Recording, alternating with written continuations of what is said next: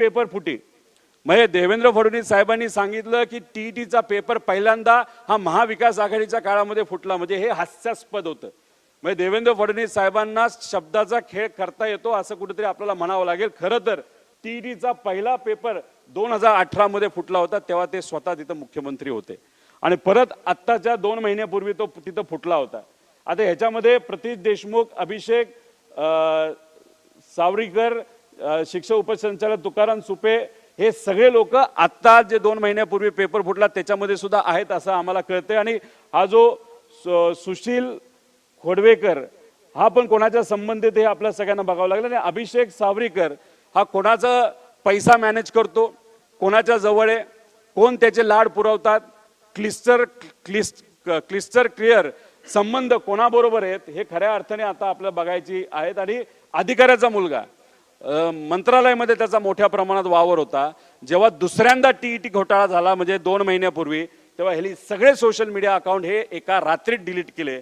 तेव्हा आम्ही प्रश्न विचारला होता, याला तुम्ही का पकडत नाही, याच्यावर तुम्ही का चर्चा करत नाही, याचं इन्व्हेस्टिगेशन का करत नाही. पण याच्या मागे कोणतरी खूप मोठा व्यक्ती असं आपल्याला म्हणावं लागेल.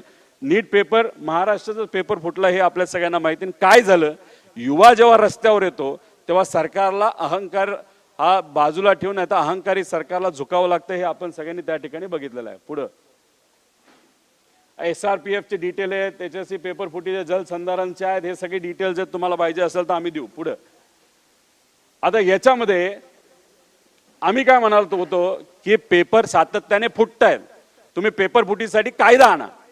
आम्ही बोलून बोलून फार थकलो.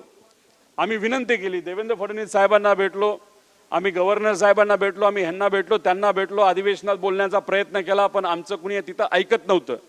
आणि मग शेवटी जे आपल्या देशाचे प्रेसिडेंट आहेत त्यांनी एक अध्यादेश काढला की आता या देशामध्ये पेपर फुटीवर कायदा आला पाहिजे. आणि त्यानंतर आपल्या सरकारने एक थातुरमातुर कायदा आणला, त्याचं आम्ही स्वागत केलं. पण त्याच्यामध्ये बदल व्हावेत अशी आमची मागणी होती, कारण इतर राज्यातले लोक सुद्धा याच्यामध्ये असल्यामुळे त्याच्यात काही त्रुटी होत्या, त्या भरून